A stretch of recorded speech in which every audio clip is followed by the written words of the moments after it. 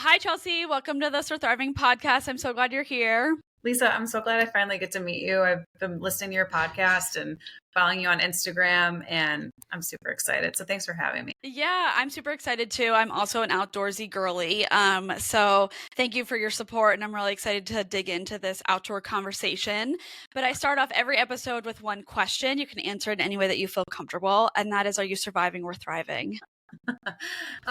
Right now, I'd say I'm a good mix, which I feel like a lot of people probably say when they come on here. But yesterday, it was more of a surviving type mentality, where today I feel like I'm thriving. I am definitely surviving in life right now, so solidarity to that feeling. Just to bring listeners up to speed on who you are, the wonderful outdoor work that you do for women and women in the outdoor community, can you just share a little bit about yourself and your story behind your travel page? Oh, for sure. So I'm Chelsea Pelsone. I'm a travel addict, as I would like to call it, but I have a goal where I want to help others really find themselves through community. And that's with the intention of having people come together and travel in groups. So I'm in my early 30s and I'm currently living just north of Niagara Falls, New York. However, I am hoping to move to the Phoenix, Arizona area within the next year. Being the outdoorsy person that I am, I just love the desert. So I'm hoping to move out here and also continue to do more group trips and empower other people to travel.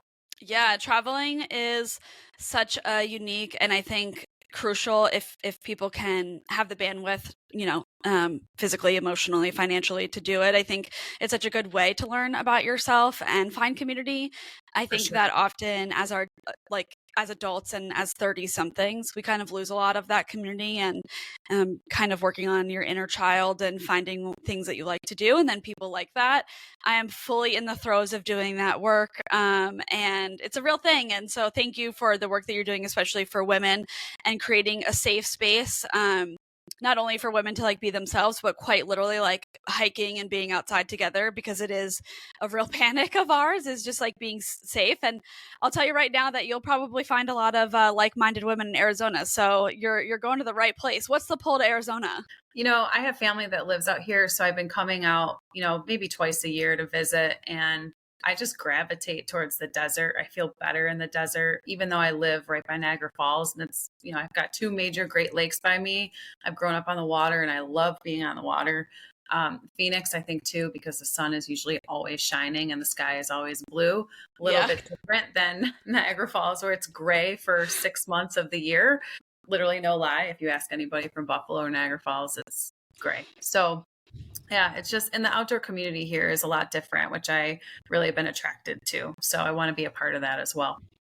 Yeah, well, I'm excited to follow your Arizona journey, and who knows, maybe I'll make a trip out there one day. I haven't been to Arizona since 2021. Well, I really was in Utah, but actually full Phoenix, Arizona, I was in high school. So it's been a long time, but it's beautiful. Well, if you have an itch to go to Arizona, you'll have Chelsea in your corner to help show you around. To any listener. So speaking of the outdoors and your love for the outdoors, where did hiking, your love for being outside and all of that kind of really stem from and develop? Yeah. So, growing up next to the Great Lakes, my dad and I, we were always on the boat. There's a couple different hiking trails because we live right by this beautiful Niagara Gorge. It's stunning.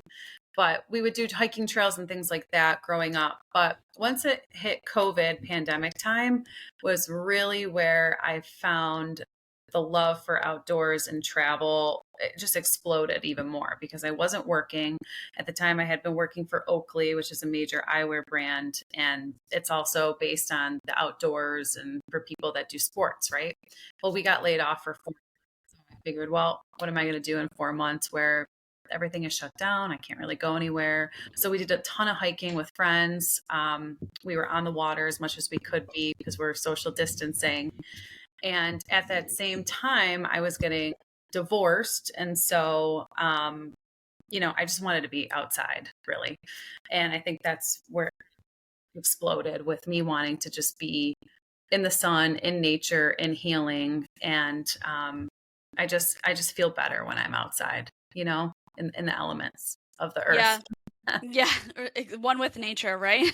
Literally one with nature. Yeah. Yeah, there's a lot to be said about feeling calmer and more like at ease. I resonate and ditto your COVID times of being outside in April 2021. Of course, the world was more open at that point, but I took a trip out to Zion National Park and like my life literally changed. I just Stunning. remember, yeah, I did Angel's Landing. I don't know if you've ever done it. Highly recommended to people who are not afraid of fear or not afraid of heights. It's definitely fearful. But I did Angel's Landing and I just like was standing at the top. I'm complaining about random shit in my life and I'm standing in a postcard right now. Like what is Earth? What is life? You just like question a lot of things. And so I definitely resonate with being outdoors during COVID, but I always was an outdoor kid like you. Like I just played in the Mhm. woods all the time. Kids don't do that nowadays. No, that's the thing too. I feel like whenever I have kids, I want them to be able to like be in like the dirt and like, play outside in a sandbox or, be touching leaves or trees. Like that's how we grew up, right? There was no social media. We barely had computers. So Yeah. I can't agree with you more with that. Yeah, maybe there'll be a shift when we become parents as the generation that we birth will be outdoorsy kids again. I think You so. mentioned yeah, you mentioned your divorce and how that was like outdoor and traveling was really healing for you. Just if you're comfortable, could you just share a little bit about how the outdoor really helped you overcome that triumph in your life and how it really healed a lot of like wounds? Absolutely. So I know that a lot of other women can relate to divorce in their 30s because I feel it's actually become pretty common. I think now women are realizing that they don't have to be stuck in something that makes them unhappy or unfulfilled, and they're doing all the necessary steps to be able to make themselves happy. I kind of feel like it's the selfish era of women, which I love. But yeah, when I got divorced, like I said, I was doing everything I could do outside. And the main thing that I wanted was there were so many places I wanted to go to while I was married. I had a bucket list and, I would say, hey, I want to go to Maine. Let's plan a trip to Maine. And it was always, no, I don't want to go to Maine. Yeah. Or we just weren't aligned on what we wanted to do and where we wanted to go. And that's okay. But once I was separated, and it was during COVID, my best friend, she lived in Charlotte. She was going through a really tough time. Her dad had just passed away right before the pandemic. I was in the middle of a divorce, newly separated. And so, even though it was COVID, there were still some flights happening, and I was laid off of work, and so was she. And I said, let's just go somewhere else. Let's just get in the car. So I flew Yeah. down to Charlotte. We got in the car and we drove to Gatlinburg, Tennessee. We went to Charleston, South Carolina. We went to Asheville, North Carolina, and we just explored. And in that moment, I felt like the most present that I had felt in years. I was in the present moment. I had no worries and I was just looking at the most beautiful scenery. And I'm like, this is what I need to continue to do. I'm going to go to Mm. all the places that I've been wanting to go to, and I'm going to go see all the places I wanted to see. And I started to do just that. And so I just kept booking trips and finding places that I wanted to go to. And people started to kind of pick up on that. And they're like, oh, I want to travel with you. I'm like, you do? Really? I'm like, all right. Because I just kept sharing all my travels on Instagram and Facebook. And finally, somebody said, like, you should start your own travel group. And I'm like, I don't think it would be successful. Mm. They're like, no, don't doubt yourself. It would. And I'm like, all right. And I was dealing with some self worth issues at that time during my divorce, which I think also a lot of other women can relate to. And I said, all right, well, I'll think about it. And then down the line, I got divorced and I ended up saying, you know what? I posted on Facebook and I said, is there anybody that would be interested in group travel, building community, traveling with me? And there was 80 comments. I'm like, Wow. I was like, oh my God, I didn't realize. So you just don't sometimes realize how others perceive you. And, Yeah.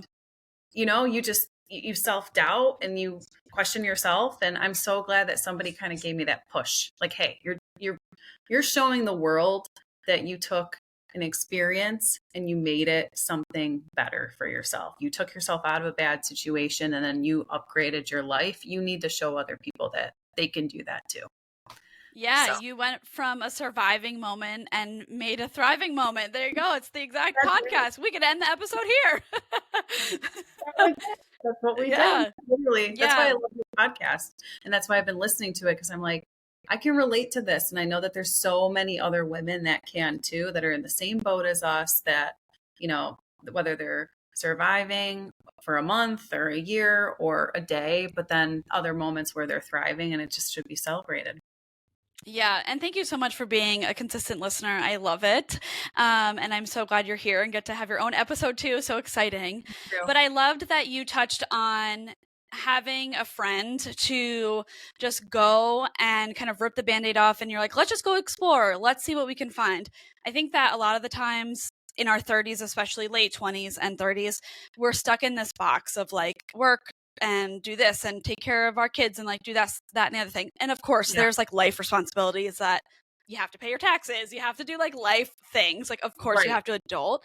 But I think that we are in this era that you mentioned of really looking into ourselves and what do you want to do and what do you like, and that you don't need someone to do that in the sense of a romantic partner. I think 80 comments on that Facebook post can show that there will always be people out there who are like you and that are interested in the same things, or maybe interested in trying a new thing and then becoming like interested in having that be a hobby. Like, no one Yeah. wakes up and like just like loves rock climbing. Like, you know, there's Yeah. like things that you have to, yeah, exactly. Like things that you have to try and stuff like that. And so that I'm sure led into the actually starting of the travel company. So can you talk about how you were like, okay, I'm going to do this. I'm going to start a travel company. What were those early days like? Yeah, for sure. So I was always the one to plan the group trips with my girlfriends. I literally found the Airbnbs or the hotels, and I did everything. And That's so me too. I'm like, I already do this for a living. So like I might as well just take that and then implement it with other people. So I ended up getting people's email addresses and just doing a survey. Like, where do you want to go? If you could give me your bucket list, lay out all the places that you've wanted to go to in your life. And then I also gave them some options of places that they could choose from for potential trips. And I took that information, and Zion National Park ended up being the top place that people wanted to go to. It had the most votes. So I'm like, all right, we're going to Zion. I had never been there, just like you fell in love with it when you went. I went there and I'm like, what is this place? It was just stunning, you know? So I posted it and promoted it for a couple of months, and I ended up having 7 people total come on this trip from 3 different states. 2 of those women I had never met. And I asked them, how did you hear about me and this travel company? And they said, well, we must have one mutual friend because somebody posted your trip to their story, and that's how I saw it. And I'm thinking to myself, the power of social media. Like, if somebody didn't share that to the story, you would never be on this trip right now. We would not be standing in Zion together. So it just goes to show how powerful social media is. But 7 of us went. 7 of us went, and we were there for 4 days. And that was kind of my trial run. And so everybody had a great time. Everybody really felt like they got something bigger out of the trip than they anticipated. One of the females that came, she was like, you know, I don't want to be the oldest one. And she ended up being the oldest one, but she had fears surrounding that. And she said, I don't want to hold anybody back on these hikes, or, you know, I don't want to be last. Lisa, she literally was the leader of the pack. And I love that. she reached the top of the mountain every single time. And she was like so proud of herself. And the best part is, she had never hiked in her life. Zion was her first hike. I'm like, what do you mean? You're doubting yourself, right? But then it brought me back to that moment where I doubted myself for a very short amount of time. But I pushed myself out of my comfort zone to start this travel company. She pushed herself out of her comfort zone to be able to come on the trip, to explore, to hike. So it just kind of goes to show, I mean, that was one of the deciding factors for me too. Like, I want to help people do something that they didn't think they could do before. And so actually just had a conversation with a young lady that heard about my trips from a mutual friend. She's wanted to travel. She's been going through a really bad breakup, and she's just like, I need to see the world. I'm like, this is what it's all about, you know? So now she's coming on her trip to Maine, and she wants to be part of a community with other women. Like, this is it. This is the cake, Yeah. you know? Yeah. So, what do you think that feeling is that women feel when they say to you, I just want to go see the world. I'm going through this hard time. I just want to travel. I just want to do this. Like, I'm curious from you being a host where hmm you think that comes from, because yeah, I don't think that it's always the running away feeling that people talk about. I think yeah. I have my own thoughts, but I'm curious what you think, Chelsea, of like where you're going through a hard time. I'm sure you've heard dozens of women say it. I just want to hike. I just want to do this. I want to see that. Where do you think that comes from? I think it comes from they're trying to seek something more. They're trying to Yeah. seek something, whether it's connection, whether it's mindfulness, whether it's community. They're trying to seek something more than what they're already getting in their current life. So a lot of people are so used to that like 9 to 5 grind, the hustle. If you have kids and you're always the caretaker, right? They want to be able to just for a moment experience something else somewhere else that will give them something that they've been trying to find within themselves. That's how Mm-hmm. I felt. And every time I have these conversations with these women, it's always the same theme. And I agree Mm-hmm. with you, Lisa. I don't think it's like I want to run away. Because I keep seeing this Instagram meme, like you shouldn't always want to be somewhere else because you're never going to be happy. I actually think it's the opposite. I think people that do want to go somewhere else, they need that moment to be able to be like completely present, experience something new, and to be able to create new core memories that are going to fulfill them in some type of way. So that's how Mm-hmm. I see it. I don't know if you agree or if you see it in a different light based on like your conversations with people, even on the podcast. Yeah, I think that when someone is going through a hard time or a surviving moment for the sake of my podcast, that I think you realize how small your world can be, and Yeah. that your world can very quickly be your 9 to 5, your friends, your roommate, your pets, the woman hmm at the coffee shop that you see every day when you go get a coffee.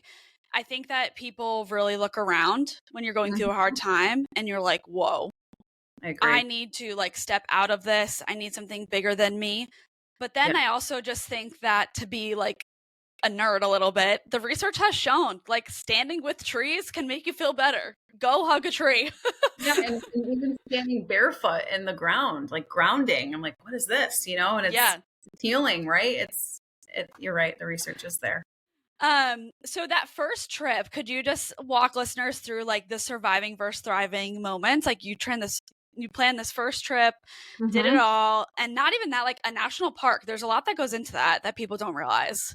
Oh yeah, I was a little anxious. I'm not gonna lie, because I had never been to that national park, and I had never even been to Utah. And I was for a moment kind of doubting my capabilities. And my best friend Lauren, she was coming on the trip, and she was kind of my assistant. And she's like, Why are you doubting yourself? You do this all the time, So there's that self doubt that we all experience at some point. But I said, I just don't want anybody to not have a good time. I want to make sure Mm-hmm. everyone's experience is the absolute best experience. And so Lauren really helped me throughout the trip, kind of just keep everything organized. So that would be a pro tip for people that even want to start their own group travel. Always have somebody to kind of help you. But Mm-hmm. I was a little nervous too because there was a couple people that I hadn't met either. So I was also being pushed out of my comfort zone. And I knew the other 5 ladies, but they all were meeting each other for the first time. And I'm like, what if they don't mesh? What if they don't get along? But everybody got along. Everybody was like-minded. And I think that's the other part about these group trips when they involve nature and being outside. Everybody, like I said, is kind of seeking something Mm-hmm. similar. And so they all were so happy to be there. We hiked the Narrows, which if you don't know what that is, that slot canyon. I don't know if you got to go when you were there. Did you get to do it? I did, and I kind of hated it, to be completely honest with you. You? Was it too Yeah. much? Was it too much for you? We did probably like 3 or 4 miles in, and then obviously you have to like hike back. But I just like I like water, but it's just like too much being submerged. Like you're like in. I don't know how it was for you girls when you went, but like Yeah. you're like chest deep for like 90% of it. 'Cause I think it was just like a lot of like moving parts. Like there's water Yeah. everywhere. You're like in these wetsuits. You're like, what the fuck is going on? Like you're in this canyon. There's like kids screaming, and so it was a little bit like too much for me. I think I like being like out of out of water. water. hiking. Yeah, Yeah. when we went, it must have been the time of year. I mean, I know flash floods can occur there, but there was only one point where we were chest deep, and it was Mhm. actually in like sort of the beginning, but the rest of it was the water was pretty low. But I made sure, I said, do you guys want people in your pictures? Do you want people screaming? And they're like, no. I said, all right, well, we're waking up at 4:30 and we're getting on the first 6 a.m. shuttle. We were the Mhm. very first people there. Oh, it's We had it amazing. all to ourselves for almost the whole time. So it was a different experience than what you had because our Yeah. water was definitely not that high. But I think I'd feel the same way if I were you getting swept away in a river. But Yeah. that was it actually, for most of the girls on the trip, it ended up being the most gratifying part of it. I think we ended up doing 10 miles total, which is hard when you're hiking through a river. Yeah. But I think for me too, just like from the beginning to the end, just there's some worry that goes with it. Me being the host and the guide, I'm the driver. I'm even making like premium bagged lunches for the girls with their name on the bag. Like I just was really worried about every detail. So sometimes for me, the trips are they're enjoyable for sure, but it's also I'm working at the same time to make sure Yeah. that everybody's having the time of their life. Yeah, I think the hardest part is the itinerary because people are always like, what are we doing when we're there? What activities do we have planned? And I want to try to plan something where everybody is like, oh, I want to go do this, like whale watching in Maine. Who doesn't want to go Mm. see whales, or Acadia National Park, or whatever that might be? But the itinerary is always the toughest part to, I don't know. You're just trying to appease everyone. So Yeah. That's what I was going to say. You're trying to cater, you're casting a wide net because you're also casting a wide net by offering it just to women and people who are Mhm. looking for hiking community. So you also don't know who's going to sign up, right? Some Yeah. people might be slower hikers, or some people might not want to be on a boat whale watching and, what Mhm. might want to skip out on certain stuff. So what kinds of trips do you plan? Where do the ideas like kind of originate from? Yeah, so a lot of the trips have been national park based, just because truthfully, I'm trying to see all 63 national parks. And so I started to see a few of them. I went to Joshua Tree 2 times. I went to the Virgin Islands National Park. That was a sailing trip. That was amazing. Smoky Mountain National Park. So people were seeing those posts and they're like, oh, I Hmm. want to go do this. I want to be outside. So a lot of those trips are national park based because it's actually blown up quite a bit, even since Instagram and TikTok. Everybody wants to go to these national parks, which can be challenging because in the summer, especially when you want to go to these places, especially Zion, when it's warm in the summer, or Maine, these places are busy. So that also kind of, is challenging with the coordination part. Um, but national park based for sure. And then some of my trips are also not based around national parks. Some people don't want to hike. So I recognize that too. So we planned Thailand. I have a travel agent. Her name is Amy, and she has a company called Wandering Compass Travel Company. And she is amazing. And she's been helping me along the way. She's been a mentor with some of like the travel agent type amenities and things that I'm trying to do for my teams. And so we planned Thailand. And so she's got a group, I think, of 15 people. And then I have a group of 8 people, and we're all going Wow. to Thailand together. Maine is another trip. A lot of people want to go see Acadia National Park, but some people don't want to do the hiking, and that's okay. So there's things you can do within the park where you don't have to hike. There's beaches and the ocean, and. So I've also done some experimenting too in Arizona. Here, there's a dude ranch that I really would like to take people to, and it's actually been highly requested. So I'm starting to plan that trip as well. So, and really anything that's outside and something that you'll remember forever. I don't know if you've ever Yeah. been to a dude ranch, but those men No, are what? fun. Yeah. What's a dude ranch? So it's like the cowboys that wrangle like the horses, and they usually will have places where you could stay. They'll do cowboy dinners. It's like legit cowboys are cooking you a steak, and you ride horses, and there's other activities, but you're on like a legit ranch. Wow, that's so cool. Yeah. Ping me when you plan that trip. I will make sure I let you know. We'll go like see some cute cowboys. I love it. Here for it. Love a good steak, and around hot men too. They're like I'm sprinkled here. with salt. Yeah. lake And just like a nice chocolate horse. I used to ride horses when I was a kid, so I'm in. Just, message me when you plan that trip. well, I love it. In our 30s, I feel that a lot of women are encouraged to find their own sense of like independence, do things alone, learn how to thrive being alone, or even if you're in a relationship, have your own hobbies and stuff like that. If yeah, someone was to come to you or some listener was like, okay, Lisa and Chelsea, like I like hiking too, I like the outdoors, but I'm really just like scared to come alone. What yeah. would you say to that woman? What would you say to that girl to like really push them to come? I just had this whole conversation with this young woman. We went to a coffee shop, and you could tell she was nervous, And so I said, "Well, tell me, like, what makes you nervous? Is it meeting other people that you don't know? Is it traveling to a different state or a different country?" And she said, "Yeah, I just, I don't know anybody, and I don't.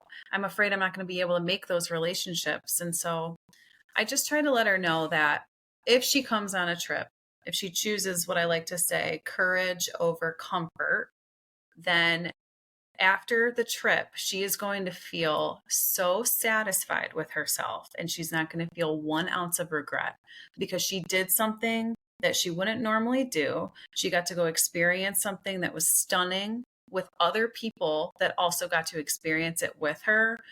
And like that particular woman I met at that coffee shop, she was having such a difficult time in her life. And you could tell she was just like craving connection with other females. I'm like, this is for you because other people are going through the same thing. Yeah. I have recently gone through a pretty rough breakup, even after my divorce. I ended up like getting involved with a narcissist, like after my divorce. So it was like Hmm. a double whammy. And I said to her, I'm like, I travel because it makes me feel better. And I have been able to see and find healing. And this will be something for you too. So you just have to kind of choose courage over comfort. And I promise you won't regret it. And I would say that to anybody that is like contemplating going alone. Yeah, sure, it might be awkward the first, maybe hour or two.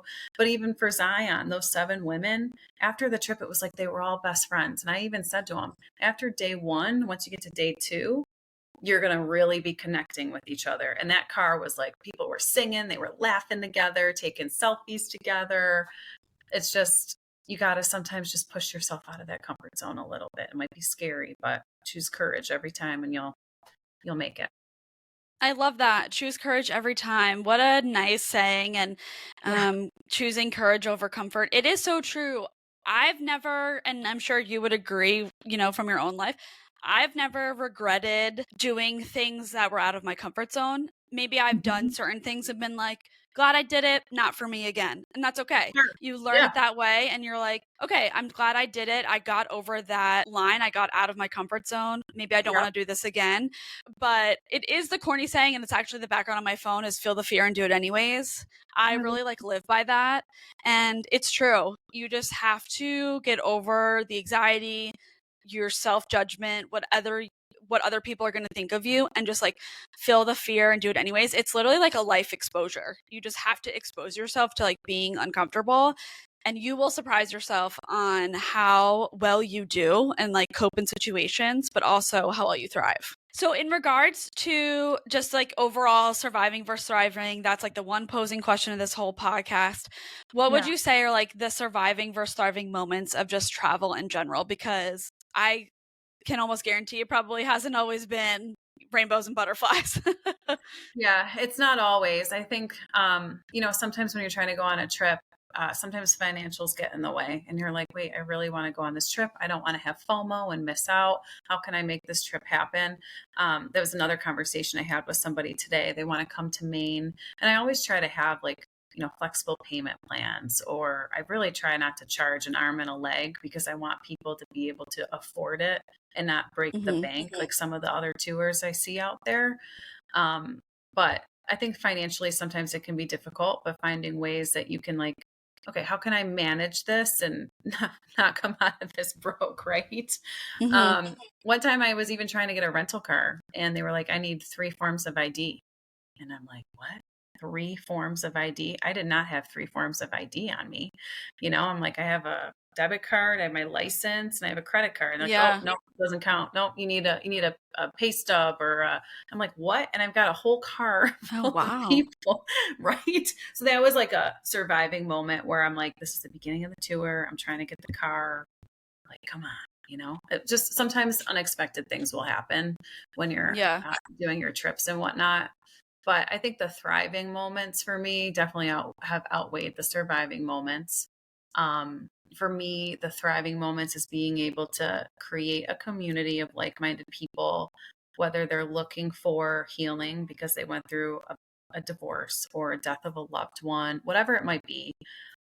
Or if they just want to be able to be outside and find mindfulness, right? We live in an era where we're always on our phones. We're constantly seeing Mhm. so much information and taking so much in every day.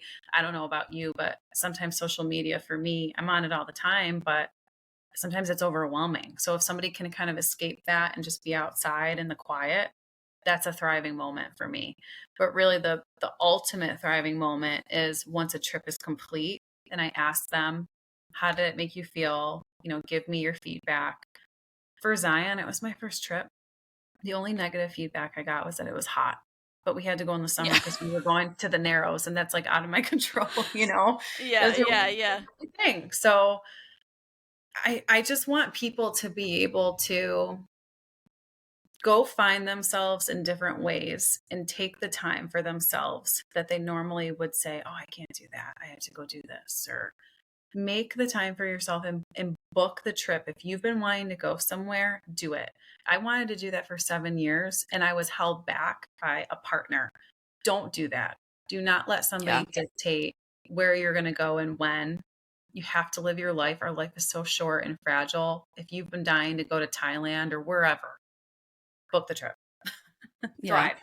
Do what Yeah. you can to thrive. Chelsea, how has finding a female community helped you? You kind of touched on this a little bit, but like, how has it Yeah. helped you and helped others? Um, so I feel like it empowers people.